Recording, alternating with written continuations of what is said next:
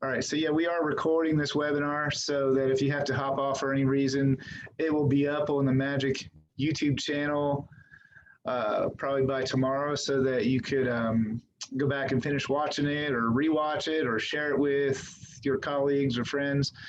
And again, we're gonna start today's presentation in just a few minutes due to the problem with the link going out incorrectly at first. So, like I said, while we're waiting,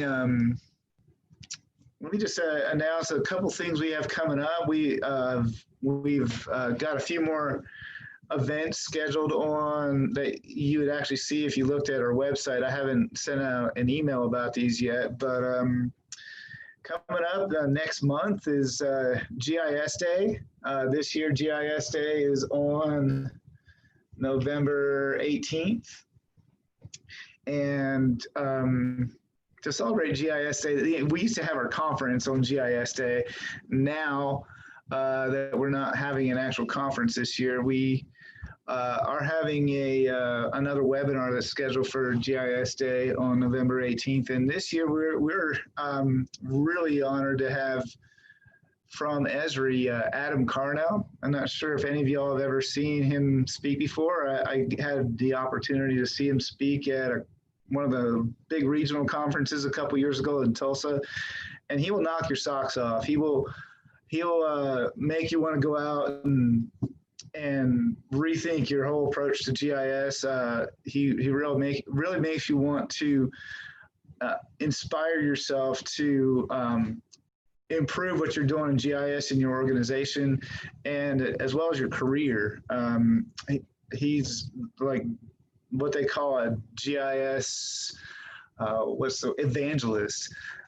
He'll just make you want to go out and start doing all these applications that to show the higher ups at your organization the value of GIS and why they should keep giving more money to you and your department to improve your GIS resources. So there'll be an announcement coming out about that probably tomorrow, but please put that on your calendar because that's going to be a real good one. And then in December, we'll have another webinar scheduled. It's already scheduled for December 16th. And that will be about broadband mapping. That's a big item you might have heard about in the news. Like, honestly, in the local newspapers around here, almost every week there's something about basically expanding broadband access to underserved areas. It's a big deal right now in this COVID crisis. And all the politicians, this is a bipartisan issue, left and right, they're really focused on pushing these companies to extend their broadband networks because these broadband networks don't want to spend the money to extend their networks to these most rural of residents because they lose money when they do that. But it's kind of like back in the 30s when during the Great Depression when the electric companies, there were still millions of residents in the country that didn't have electricity because these companies didn't want to push their networks that last mile. We're kind of in that situation now with broadband. And so there'll be a webinar from a company called Connected Nation that's going to be talking about things they're doing to address these issues. And then in January, we have one more webinar scheduled with a person from EURESA who also heads up GIS Corps. And this is an organization that provides basically corrals volunteers to help out in these emergency situations, natural disasters, things like that. And that'll be a real interesting one as well. So look for an announcement about those. I also want to thank our newest, I'm going to introduce to you right now, the newest board member for Magic. She's been with us since early summer, and she's actually, this is Michelle Field, who some of y'all may have already seen on our, she's on this call with us. Say hi, Michelle. Hello. And Michelle has been working hard to book this content for us. She's really stepped up to the plate to help us out here and bring awesome content to y'all. Okay, so I've got 306. So without further ado, let's get going on today's presentation. I want to introduce to you my colleague down here in Desoto County, Mississippi, Ben McMinn. He heads up our operations division, and he's become a search and rescue guru. In addition to the work he does for Desoto County, he serves on Mississippi Task Force 1, which has been called multiple times to the Gulf Coast this year to deal with hurricanes and tropical storms, but he helps out with all kinds of search and rescue missions through his network of, I guess there's a nationwide network of search and rescue teams that kind of call on each other for resources. So he's been helping out with search and rescue out in the Rocky Mountains, Nevada, all kinds of stuff. And he's honed his skills with his SARTopo platform to where people are from all over the country are hunting him down and trying to get him to help out with stuff. So without further ado, let me introduce to you Ben McMinn. Thank you, Rob. Looking forward to share with everyone today kind of what we've learned over the years in terms of mapping and search and rescue. So we are looking to mapping over the last few years. Hey, Ben, there seems to be an issue with the audio. We've had great success with SARTopo. So we're going to kind of dive in a little bit today. Can you hear me? Yeah, I can hear you. It sounded like your audio was slowing down. I don't know what was going on there, but it sounds better now. Yeah. Can y'all hear me now? Okay. It sounds like there might be a network issue because the audio sounds like it's kind of coming out at the wrong speed. All right, hold on just a second. I'm going to try to call in and get better audio. Okay.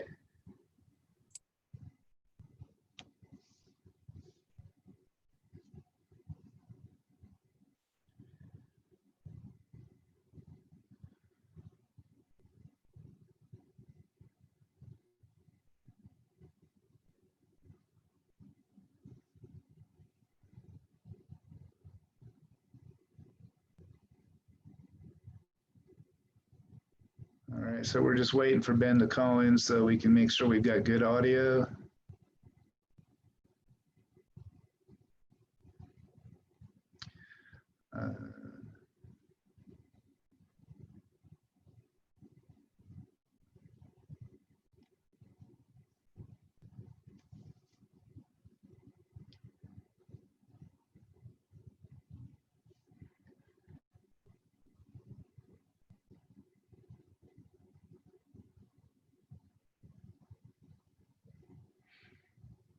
Okay, almost there.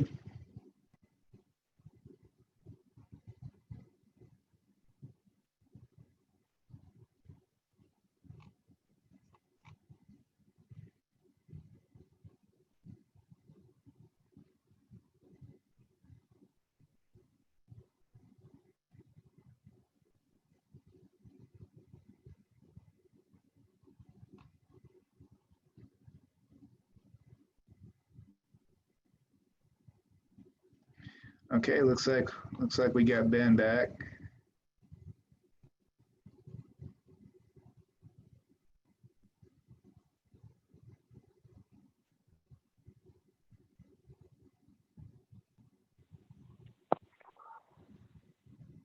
Hey Ben, is that you? Yeah, can you hear me now? Yes. Okay. We'll try this. For some reason, I'm not getting good audio out. All right, so just again, thank you guys for having me. As Rob said, we've had a unique opportunity over the years to kind of hone in our skills in search and rescue mapping.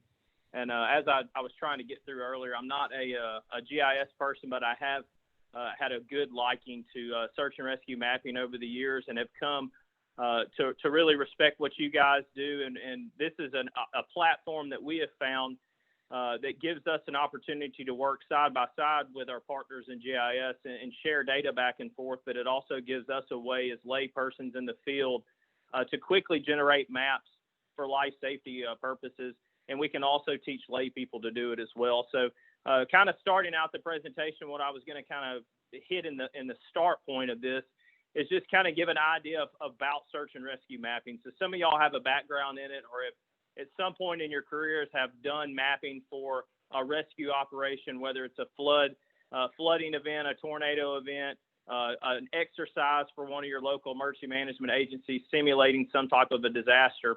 But I just wanted to kind of share a little bit of terminology real fast for the first few minutes of this to kind of give you an idea of how we get to where we are in terms of search and rescue mapping and how we do what we do. So in terms of terminology, some of the common terms that you're gonna see used and that you're gonna hear us talk about on the rescue side of things. So someone may interchange some of these terminologies back and forth between a request for mapping, or you may be called upon to do mapping, and they may throw some terminology out. So one of the things that we talk about up front, so when we're looking for a person, so this is something, where time is an essence, whereas as a GIS person, you may be requested by a local entity to perform some type of mapping to help locate a missing elderly dementia person or a child that is lost in the wilderness. So sometimes they will refer to some of these terms that you may see here on the screen in the next few minutes. You may be unfamiliar with them. So one of the things that we use most is the point last seen. So for instance, if today, if we had a call for a child that went missing in a neighborhood from their home address, they may call and say, hey, the PLS is 12 Elm Street in Hernando, and they would refer to the acronym PLS. So that is the point last seen. Another term that we use is last known point. And this is based off of evidence or clues. So say, for instance, we're looking for a missing dementia patient that went missing from their home, and 2 miles away we found their wallet. We would begin plotting information on the map, and we may actually have a last known point that begins a new search area around there. So our search may transition from the point last seen or the initial planning point that we'll talk about here in a second to the last known position or the last known point. So initial planning point, this is used to plan the search incident, the point that's used to plan the incident. And this may be as simple as the address. So if it's, an adult that goes missing from their home, a child that goes missing from their school, they may throw out the term IPP, and that's the initial planning point. So we're going to shoot through this fast because I want to get to the main notes, really tying in all this to search and rescue of what we do. So one of the things to understand is this information may change as we receive information in the incident. So like I mentioned earlier, we may find a child's shoe, or we may find verified footprints. We may find some type of information in the search that changes. So you may be updating the maps with new last known points. Same thing with the PLS is if we can verify reliable information that the person was seen based off of surveillance cameras on someone's home, or a good spot in a neighborhood by a civilian or an adult that can give a good description of the person that's verified, we would update our maps with that.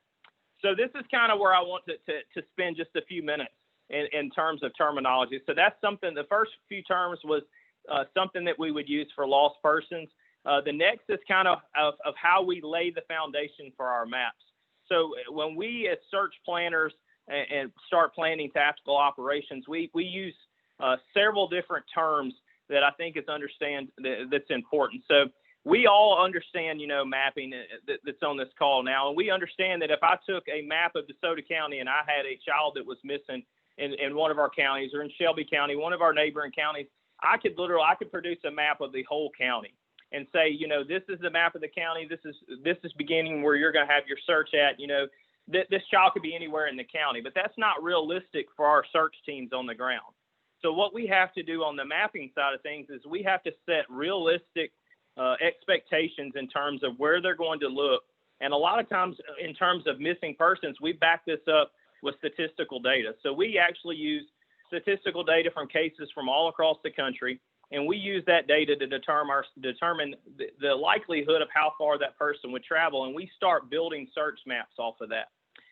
So in terms of a small search for a missing person, we may not use all the terms that you see here, but that you'll see in the next few slides. But in terms of a hurricane or a large flooding event or an earthquake, we may use the terms that you see here. So they're kind of scaled down based on the incident.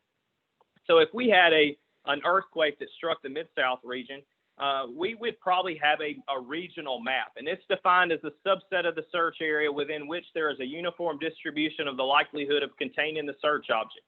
And when we build these search maps, the search object is the person that we are looking for.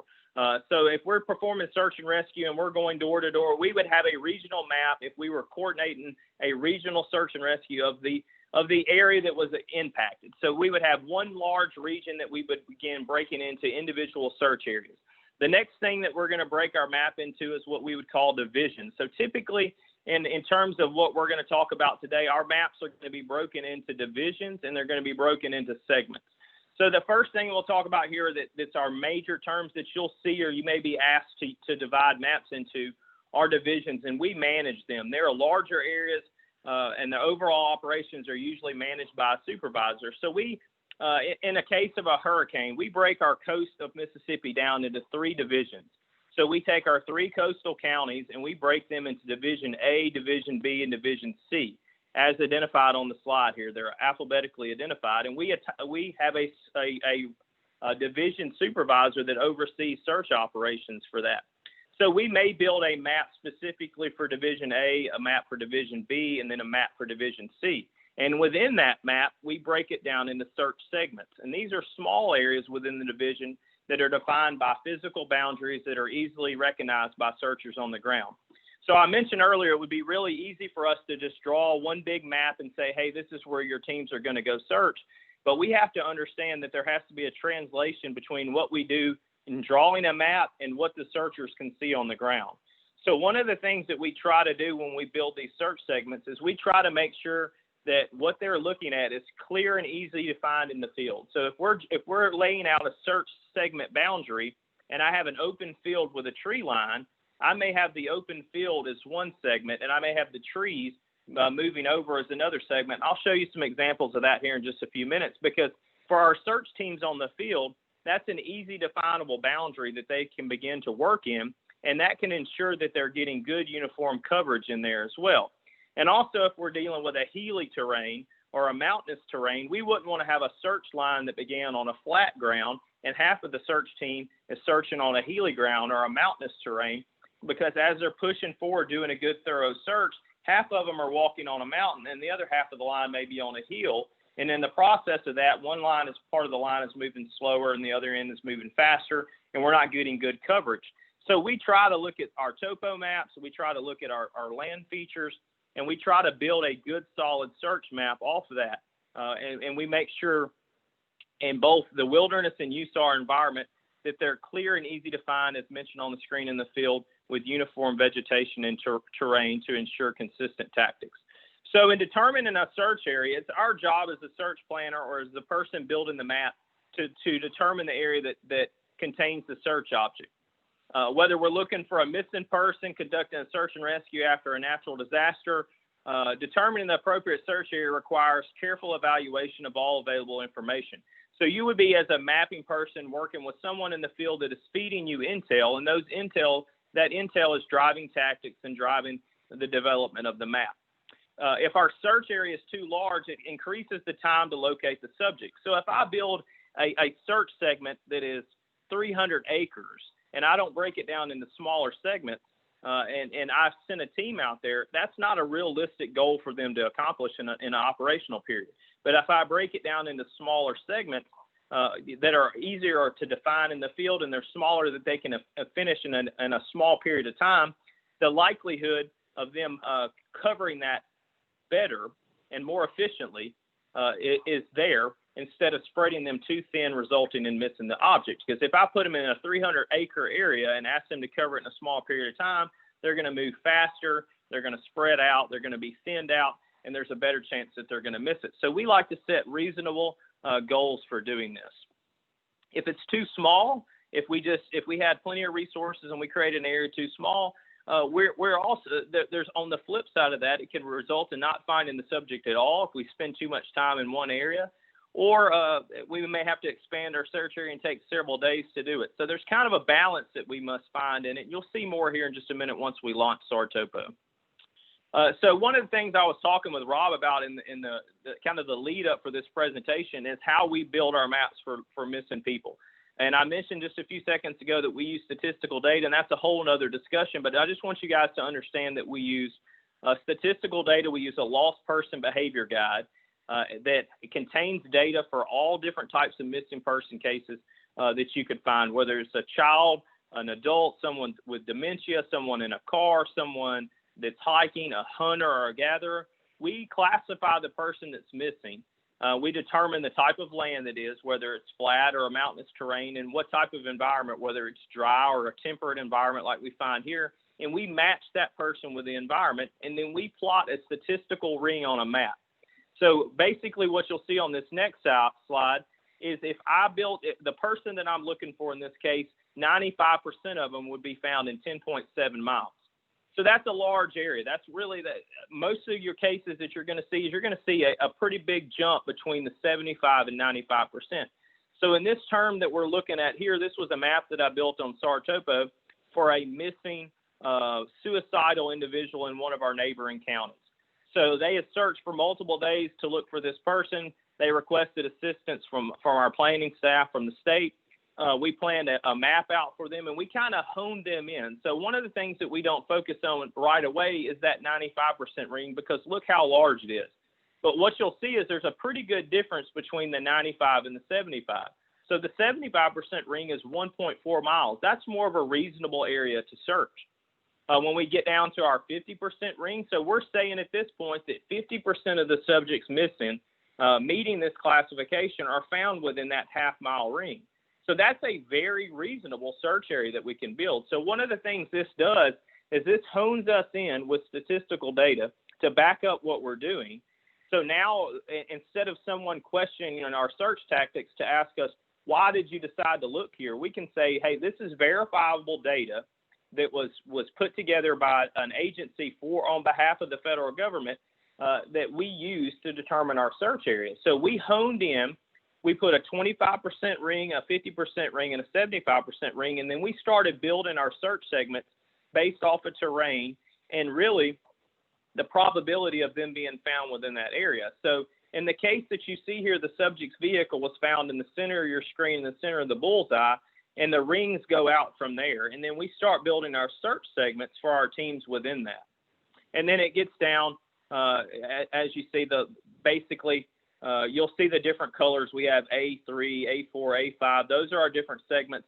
And they actually found the subject not too far from the vehicle in A1, not long after getting there. But one of the things that we did is we encouraged them to look in the wooded area, in an area that they hadn't been, based off of statistical data that matches that subject's profile. And they were able to locate the person quickly based off of our plan that we developed for them. However, they had been searching for multiple days up to this point. So we were able to intervene and help there. So you see within the search segments, there's numerous terrain features. If we got more in depth, this was a quick map that was done. I did this map, I think, for them it was about 2 o'clock in the morning. So it was a late night, got it to them really fast. They wanted to get some troops on the ground that morning at 7 o'clock. So we didn't really necessarily break up that area to say, hey, one team would go down the creek or one team would go down the road. Sometimes we give them the area to look, and we let them make the determination of they may take A1 and break it down into 4 little puzzle pieces, or they may take it and break it down to 6 or 8. Sometimes we just leave that to the search teams on the ground.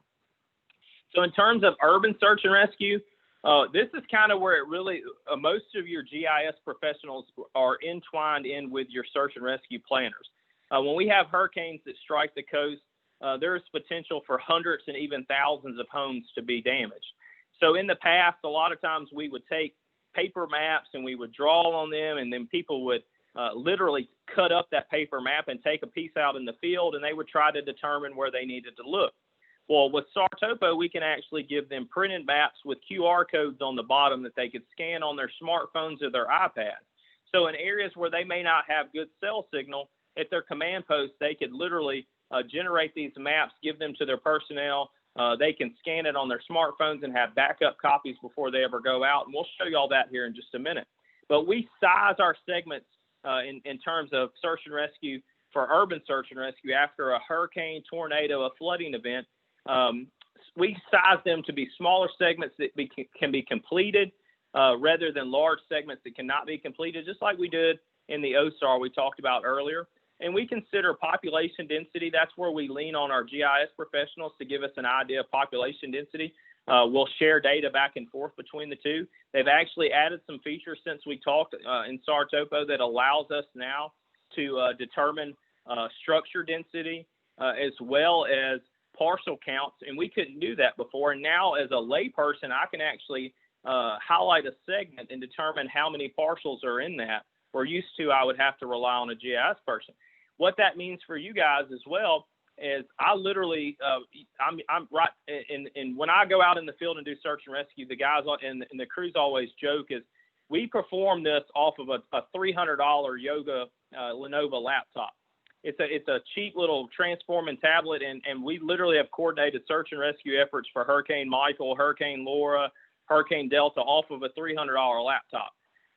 It doesn't take a very tech person to do this. We literally can teach other people to do this relatively quickly. But for you guys as GIS professionals, you can do things from at home on a cheap computer that you may not have to travel to your office to log into your software or have access to it. If you don't have that at home, you could generate maps quickly as well. And there's some good features that link together as well. So I'm going to push through the next couple of things so we can get into SARTopo. So our map segmentation, just like we do with our OSAR, we use natural boundaries, streams, canals, rivers, bridges to help break up our segments. We use travel aids, roads, utility right-of-ways, fences, and landmarks. I mentioned earlier how we segment based off our divisions and segments. So we would label some of our segments as Division A, Segment 1. Just simply on the map, it would be A1. We prioritize our search based off of population density, urgency, and survivability. So in the case of Hurricane Michael, we were tasked with searching Panama City after landfall. So we segmented out the city in SARTopo. We take into the case the type of event. So a hurricane, a strip mall, there's a high likelihood that a strip mall is not going to be heavily occupied during a hurricane event. So the urgency may not be there to go send a team to search a Goodwill that has pancake collapsed during the storm. But if it's a tornado, the chance of someone being there at 2 o'clock in the afternoon on a Wednesday is higher than it would be. So we take these factors into place as well. So I'm going to show you guys some of the features real quick about with SARTopo. So one of the maps I'm going to bring up for you guys here, this is a search that was conducted last year in Jacksonville, Florida. So this is an example of what we're looking at. So in terms of search and rescue mapping, we can do all of this remotely, and we can do this from really the confines of our own home. So I began working with the fire department there on a search for a missing individual from the confines of my home at 10 o'clock on a Sunday, was able to generate all their mapping remotely for them. And as y'all know, that is a large a city. Jacksonville is the largest landmass city in the country. They have a large GIS division. They have plenty of personnel to do this. But a lot of times there's not necessarily a connection between the fire rescue and law enforcement in the GIS division like it should be. So they had no capabilities of generating maps. They really just, they were out just looking in the field, attempting to locate these children, and they asked for some assistance. So what we did is we took statistical data. They had 2 children that were missing. So we overlaid a ring for a regular child with no medical conditions, no mental deficiencies, and we overlaid a child, and then we overlaid an autistic child's statistical data together, and we built our search areas within that. So this is just an example of a map that went out, different segments we gave them. And one of the things that we do in our building of our maps is we go ahead and plan for ahead. So the initial map had 5 segments. And as you can see across the road, we went ahead and built additional segments. So that way, if they completed a good thorough search of their first 5, they could continue straight on into their next segments. So I'm going to show you a blank map, and I'm going to show you all some features of it. And this is something you, after you get off here, you can log into. A majority of the features that you see are free. They have since added some additional features, and with these additional features, there actually is a few charges or a slight charge that comes with some of these features. So in the past, it was $100 a year, and the only difference in the $100 a year that you would pay in a free account was the $100 a year gave you offline capabilities. Now they've actually updated and gave you the ability to see the parcels, the names of the parcels, all the numbers and the addresses, and additional satellite imagery as well. So since we met last, they've updated some of the features within the paid account. But the highest account they have, I think we have a team account that we pay $200 a year for that gives us 35 user logins for our team, which is pennies on the dollar that we would pay for any other type of software. That gives us offline mapping capabilities. We can actually upload our search areas prior to going into the field, and we can continue operations without any without internet signal. But just kind of show you some of the features, because this is something you guys can, once you log off, you can go to the website and you can begin working. But at the top of this, you'll see the option that you have to add markers. You have lines, buffers, polygons. You can add a folder over here. So if I add a folder over to my left, I can start dropping things into my folder once I do it. So say, for instance, I just wanted to drop a simple polygon on the screen. And there's going to be a little bit of a lag for us. But say I wanted to drop a polygon on the screen and create a search area. I can simply do that. I can go back and change the color of it. I can stick it in my folder. Say this was going to be segment 1 in Division A. So just as simply as that, I can create that. So if I continued on and you know, if I'm using a boundary, say this is a road boundary, and I continue on building an area to the east, one of the things that we do, especially like during Hurricane Laura, we were in Cameron Parish, and NOAA had released aerial imagery of post-storm damage. So we were in ground zero for that, and we began building our search segments, and we had one computer up with aerial imagery of post-storm damage, and we had the other computer up with SARTopo. And we began building our search segments based off of aerial imagery. We did the same thing during Hurricane Michael. We prioritized our search segments based off of current imagery, and that there's multiple things that go into it. But as you can see, as we build the search segments on the screen, I have the option here when you follow along on your own computer, some of these may not be available on the free accounts, but you'll notice all the different layers that we have here. I can change imagery layers. I can bring up terrain maps. There's actually outdoor maps that provide a little more detail for trails. There's FAA sectional maps. We have access to marine charts.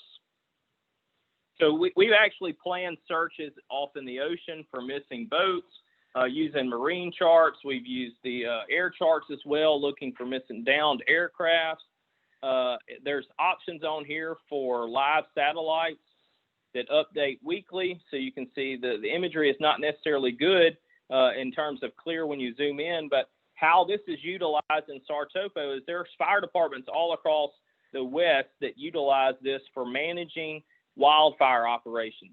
So they can actually see smoke plumes, smoke travel. They can actually see fire in great detail on here. And one of the things they've actually done on here is they've added a live fire detection. If you see on the right map layer bar, they actually have a live fire detection that it will pick up areas off a satellite that they believe would be a spot fire or fire that is being detected. I can turn on this same map layer. I'm going to turn off our live fire detection. But if you just noticed here, I was able to turn on parcel data. And this is huge for us in terms of search and rescue planning. When I first started using this, when we would generate maps out in the field, we had no way of seeing addresses and numbers on homes. So what we would have to do is on the top bar, we would type in the address that would be given to us. Say we have a targeted search for someone that is missing. We would type in the address and it would pop up. We would put a marker on the screen and we would not exactly know if that was the right numerics on the home or not, because it's just dropping just like you would on Google Maps on your phone. It's dropping an address and kind of pointing to where it thinks it is. Now they have gone in and added the actual numerics for the addresses, which helps us out a lot as well. And some of this is updated pretty regularly. One of the things that we can do in terms of the parcel data is we can actually turn on the ownership. We can see the names of it. In terms of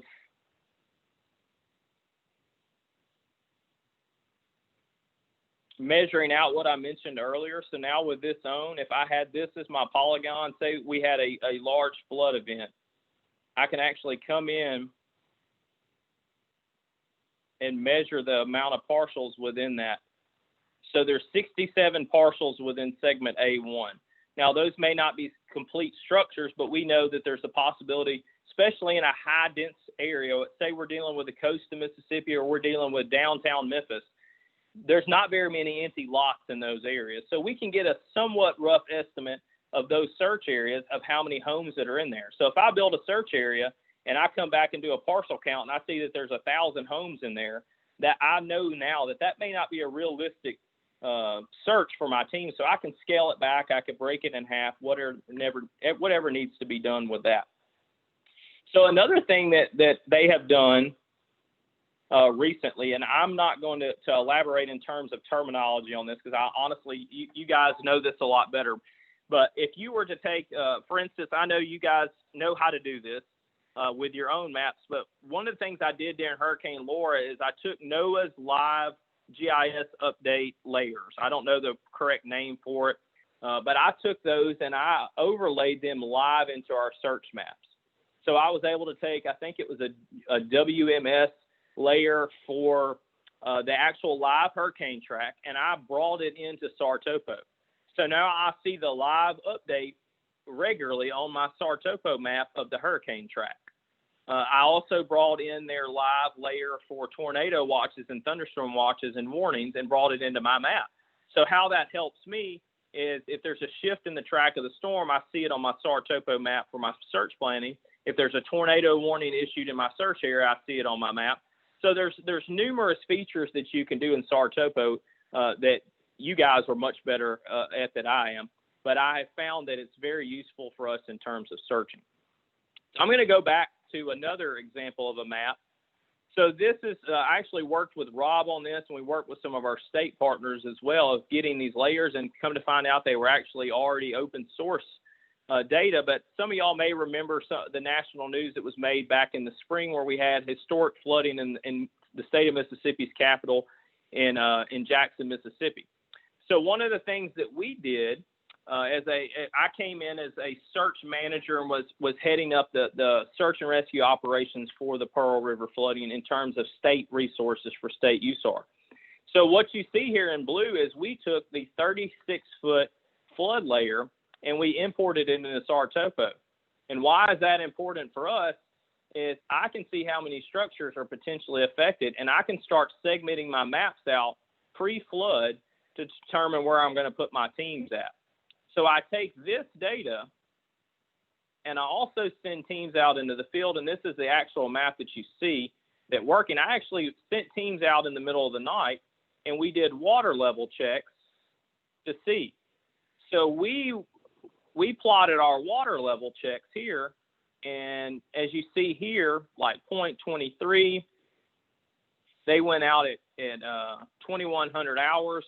And they had water there. And some of these, we actually had the notes of how much water they found. They were finding a certain amount of inches. So we were able to see, yes, we're rising. We're up to 36 feet. We're getting water where it's supposed to be with a 36-foot flood.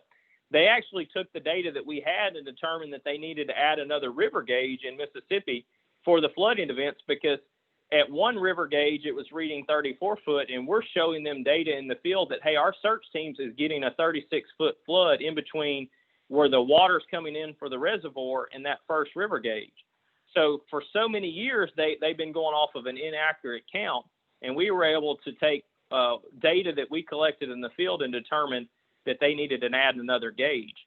So this is just, we are lay people that are taking flood data, overlaying it into a search and rescue map, and building good, solid search maps literally within minutes. This was done, Rob had to help fix a couple of the issues with bringing such of a large file in it, but over the phone pre-deployment, he was able to help me as a GIS person import this in as a rescue person and get it laid out where we could use it. So in the field, I'm able to see the data in front of me, see where I'm supposed to have areas that are flooding. I can begin planning routes out for my rescue teams. I can plot roads that should be closed. I can determine alternate travel routes as a tactical person and not have to constantly call a GIS person to say, hey, can you update a map for this? And on top of that, I can print that. So I want to show you guys real quick what a printed map looks like. So this is a map from Hurricane Michael. This is a really busy map, but this was a large, comprehensive operation over 9 days that involved hundreds and hundreds of search operation teams. So we literally came into an area that had no plan in place to search a city after one of the worst natural disasters that we'll see in our lifetime. And we used SARTopo within minutes of arriving on scene and segmented out the whole south portion of the city that was heavily damaged. And we began putting teams in the field within minutes. So one of the things that we're able to do with our printing of maps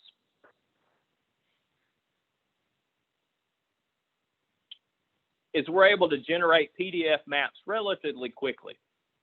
So I can go to the print screen once I've set the map how I want it.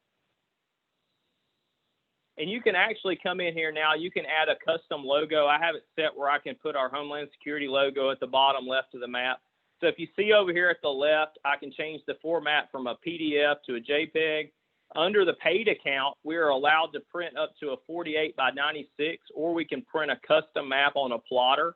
So you can actually, using SARTopo, you can print large maps on a plotter. We opted to carry a large color printer with us that prints 60 pages a minute, and I think we are up to a 24 by 36 with that.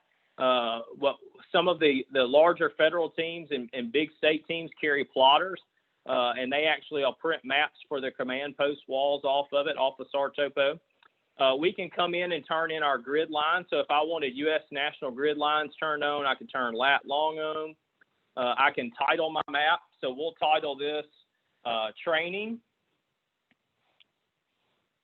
And as I generate this map, you'll see it'll take a few seconds for it to load. But one of the things that I'm able to do is build these pre-storm and have them saved, or I can export them into a file. So this is what your map would look like. So if y'all want to take a second, if y'all have smartphones with you, if y'all want to bring up your camera on your phone and bring up your camera and line up on the QR code and actually scan that QR code on your phone, you'll see what I'm talking about. So I'll give y'all just a second to do that.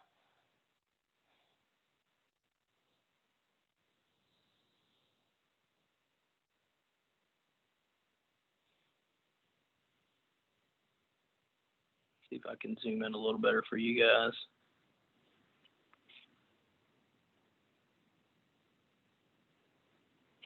So if you're able to follow along and you were able to bring it up, you actually have a copy of that map on your phone now. So this is game changing for us, because we have search teams out in the field that may not have access to a printer or a plotter. So we have a tornado that comes through a rural community. You have a chief officer on scene, or you have a police officer on scene that has no access to a printer immediately. They can come in, generate a map quickly, bring it up on the screen at the command post. The firefighters, police officers, search and rescue teams can walk by, scan that QR code, and now they have this map on their phone. And they can see their assigned search areas. So that's one of the neat features about it. In terms of mapping, I'll show you all a few more examples. This was a map that I did for Tennessee Task Force 1 during Hurricane Laura. I broke the parish that they were searching into 2 divisions, because there was actually 3 divisions, because there was 3 search teams there. And it's just, and as I mentioned earlier, sometimes us as search team managers or rescue team managers, GIS specialists, whatever you may be titled with, we don't necessarily break things down as far as going down to individual streets that are searched. You'll see on the map here, we did this with Hurricane Michael. That's a lot of areas to search. Sometimes we leave it up to the teams in the field to do their own. In the case of Jacksonville, this was broke down, and I actually had them instructions on starting on the edge. If you'll notice here on the edge of this map, we actually had them starting on the power lines and working back to the west and covering this area. And they covered till they got to the trailers and turned around and came back, and that ensured a good, thorough search of that area. So the maps can be detailed or specific, all depending on the incident. You may have a team that requests just a large map of a county, or you may have a team that requests a segmented map. Whatever they request, you literally have the capabilities of doing right from your home. One of the things that you can do is import data in. So I'm going to start a fresh map for you guys. I want to show you all couple more things really quick before we finish. So in terms of disasters, this is one of the neat things that we've been able to do. I'm going to turn satellite off and go back to a terrain map, or turn the actual satellite off and go back to a regular map.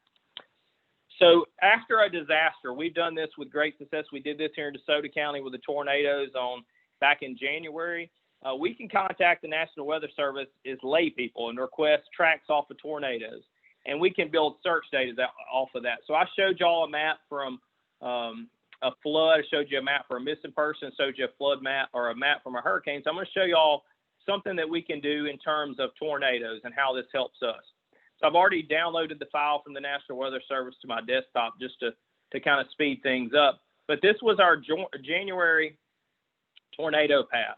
So one of the things right after landfall, or right after touchdown, we requested our tornado pass from the National Weather Service. So this is an estimated path of the 2 tornadoes that came into Desoto County. So I called them up and requested a KML file that I could import in. So I took this KML file, and I have an estimated path now. So I could come in quickly and begin segmenting this out. And I'm just going to show you typically how I would do this and how this would work. So coming down here where the beginning of my area is, I would take and I would use my road boundaries, and I would begin building segments. And I would flip back and forth between satellite imagery and regular road imagery. So I could create that as my first segment. I would come down and begin continuing on. One of the things that we learned with these is we're going to go outside of our actual cone because our damage is going to extend outside of that. So this is a subdivision here. I would come in.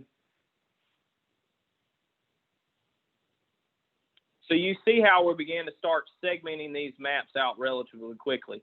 This map that you see here,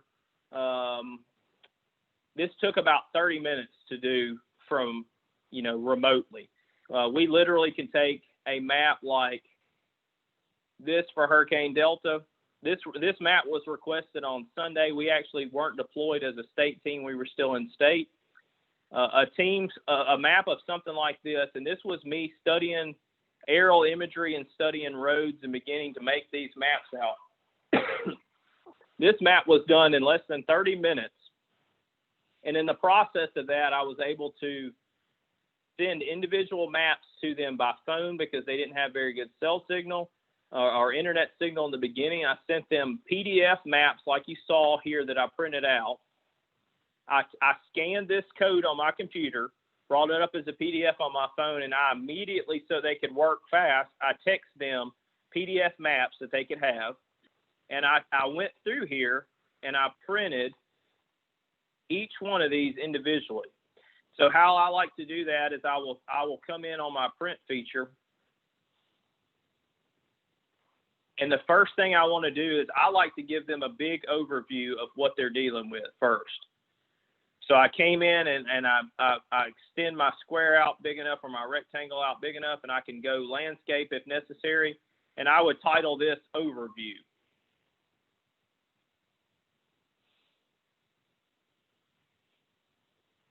And when I title it overview, I give them their U.S. national grid, and I go ahead and make it start printing. So I give them an overview because I want them to be able to see how their little segment that they're tasked with searching fits into the overall big picture.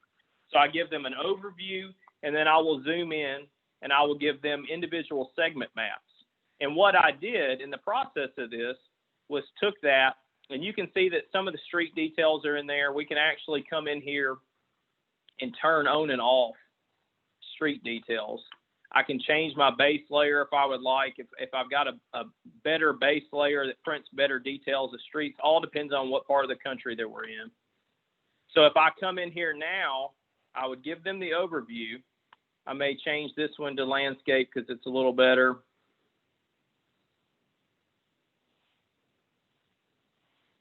In my title, change it to segment 1, and I would let it generate.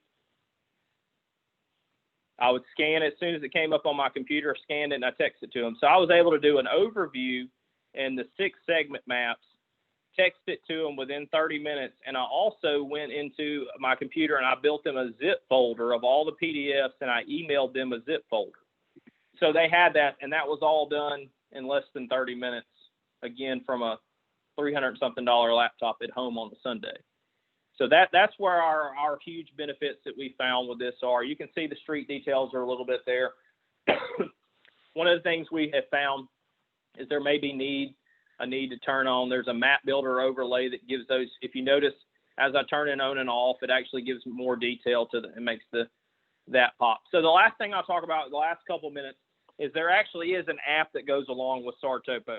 So you can download the app. It's SARTopo and CalTopo are the same entity. They're by the same people. They're transitioning everything over to one.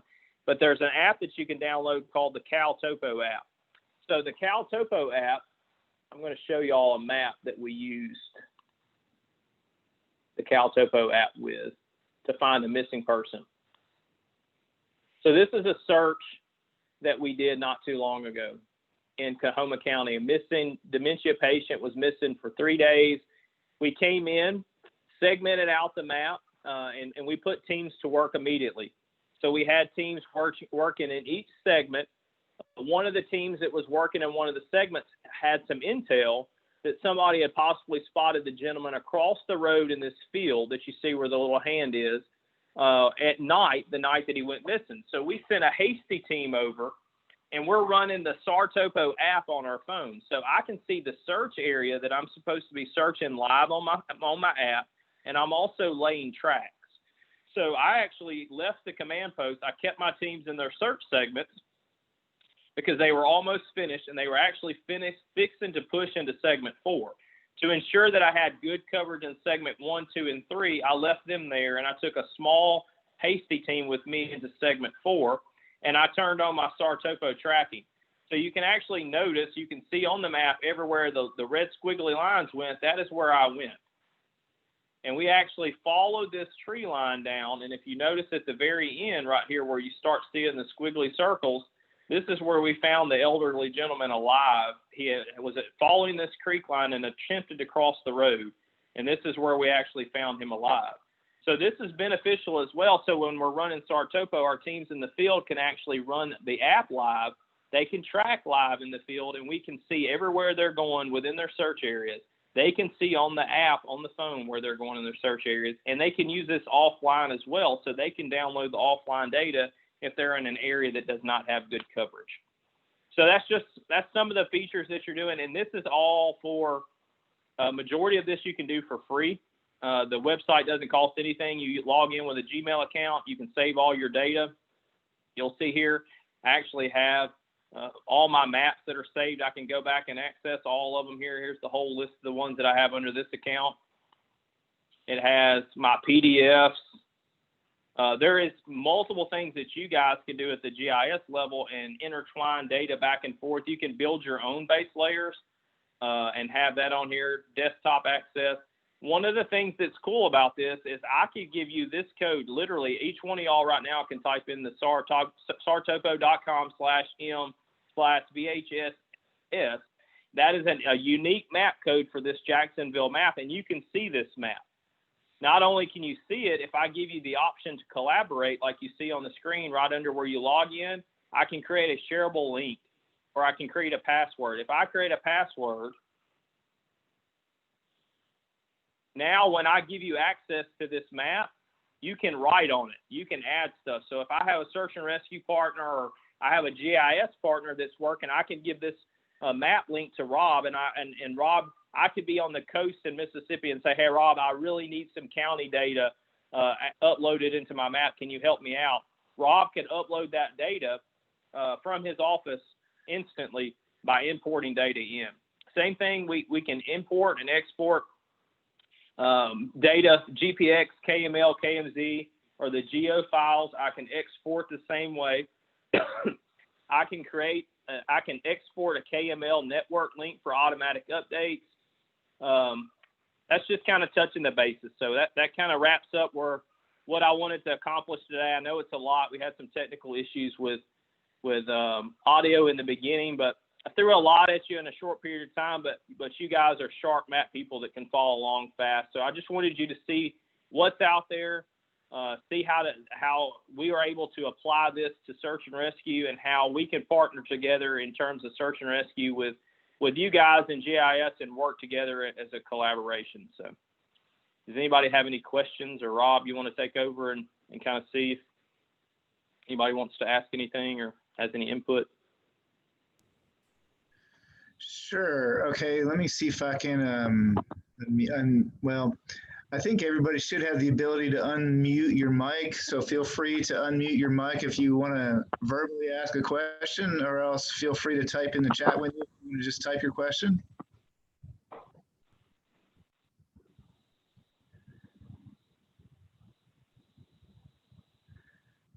And let me know if anybody's having problems unmuting your mic.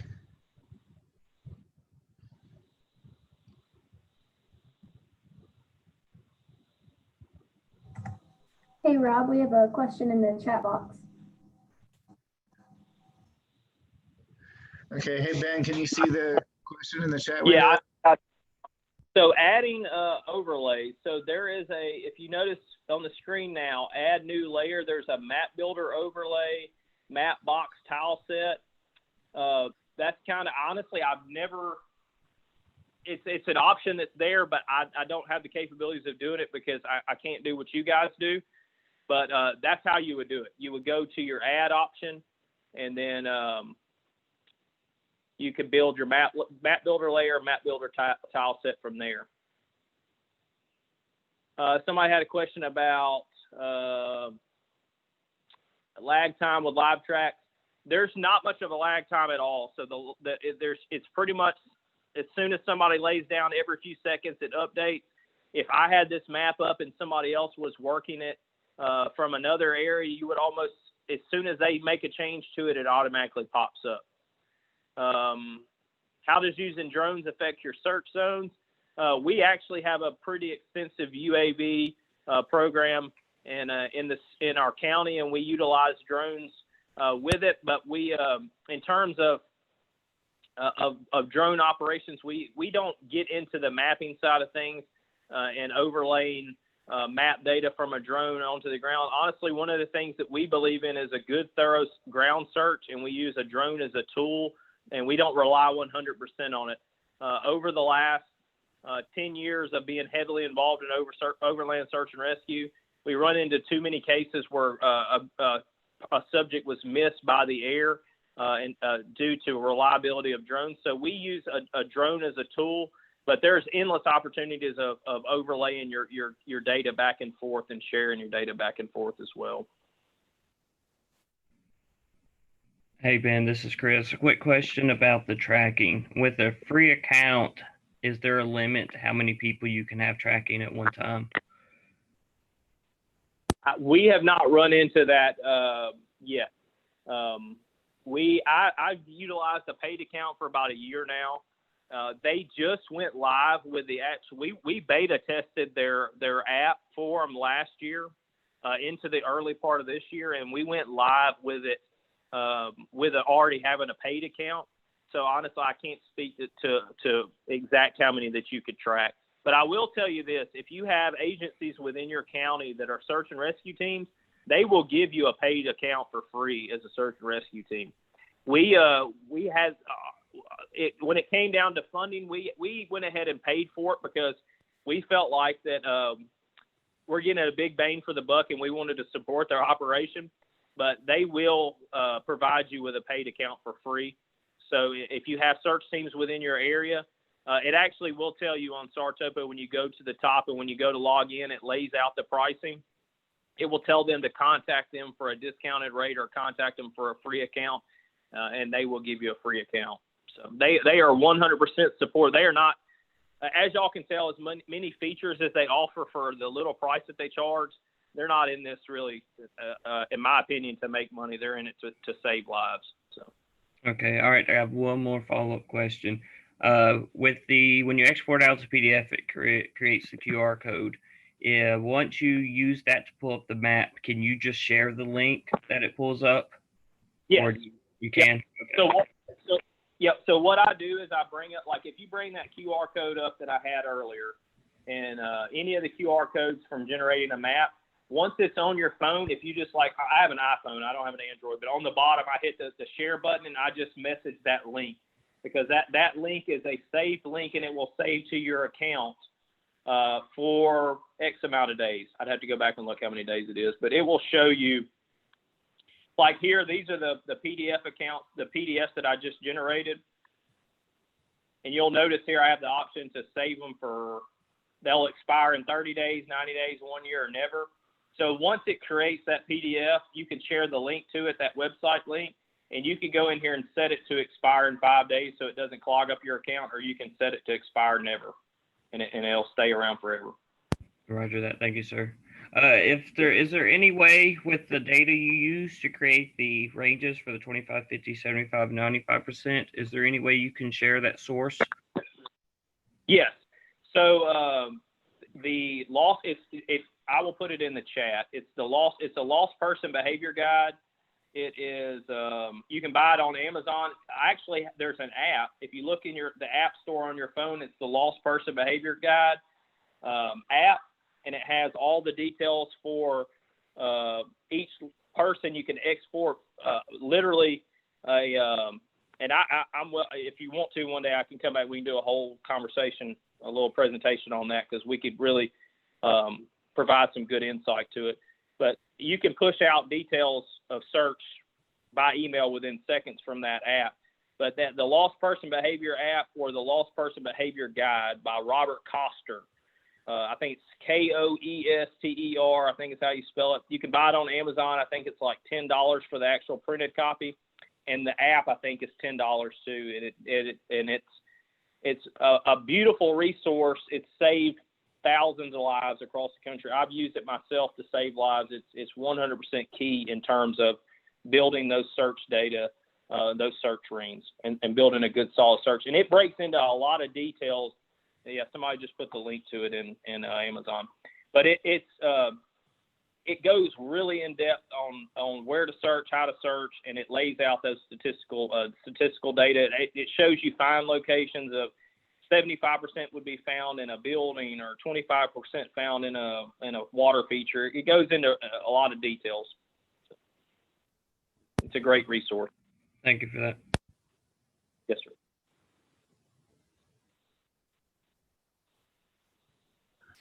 All right. Does anybody have any other questions? Yes, I see in the chat, that was fantastic. Thank you so much, Ben. That was really inspiring. I love seeing how GIS can be used for applications like this to save people's lives. And it is, as a guy who sits in my desk with ArcMap every day, it's really refreshing to see these this kind of a solution out there, SARTopo, that's not Esri, that's not charging tens of thousands of dollars, and it's just doing fantastic things for people that are out there putting their lives on the line to save other people's lives. So this was really inspiring. Thank you for coming back and talking to us again, Ben, and thanks y'all Yes, for sir. tuning in. If Yeah. nobody else has, Put my, I guess, Rob, you can email out my contact information to everybody. You can give my cell number, my email address. If anybody wants any further information, or I've got PowerPoints I can send. I've got a guide that I developed on SARTopo's operation. It's a PDF guide, start to finish, of how to build maps, all that details. I can email it out to whoever likes that as well.